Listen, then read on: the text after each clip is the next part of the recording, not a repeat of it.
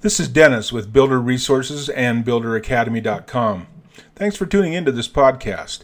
The actual page on the Builder Resources website that this podcast comes from contains many links to other pages within the site.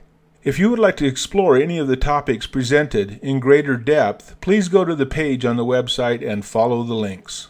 In this session, we want to talk about running a successful construction business. Specifically, the 5 financial best practices of successful construction companies. The basis for this session comes from a very good article written by Leslie Shiner and Melanie Hodgson and published in Remodeling Magazine. You can find a link to that article at the top of the page on the website. Number 1, successful construction companies manage the job by a budget. Create a job budget that outlines the anticipated job costs. Then, use a good job cost reporting system to measure performance against the budget. Remember, the job budget never includes overhead or profit, and the labor costs in the budget represent true labor costs, not your billing rates. Estimator Pro can help you track job budget and job costs. It is part of the Builder Academy toolbox, and something you may want to take a look at. Number 2, successful construction companies track gross margin carefully on each job. Gross profit is total job revenue minus total job costs. This number shows the amount of money for each job that's left over to cover overhead expenses and contribute to profit. Gross margin is a percentage, gross profit divided by total revenue, that represents how many of the incoming dollars are gross profit. Converting gross profit, a dollar amount, to gross margin, a percentage, allows you to compare relative profitability of different size jobs.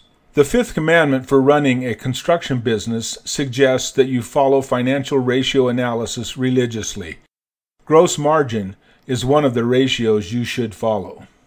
Number 3, successful construction companies create operating budgets. While job budgets are important on a micro level, managing the company on a macro level means creating expectations and goals. Develop an operating budget to calculate your sales and gross margin goals.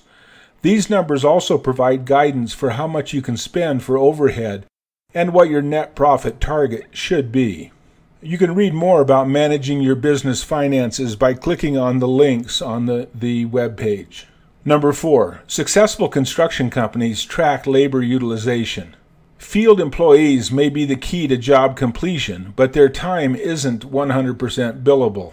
For example, if you pay a field worker for 2,080 hours, which is 40 hours a week times 52 weeks, but are only able to bill customers for 1,850 of those hours, the employee utilization rate, 1,850 billable hours divided by 2,080 paid hours, is just under 89%. When you're estimating labor for a job, take this into account. There are other considerations that need to be made as well.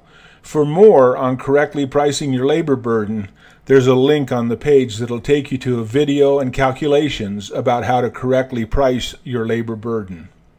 Number 5, successful construction companies track change orders. Change orders can make or break a job because doing extra work without getting paid for it erodes or eliminates profitability. Track and invoice changes or additions on a regular basis. Clearly communicate with the customer all changes in overall job price and completion date so there are no nasty surprises for either you or the client at the end of the job.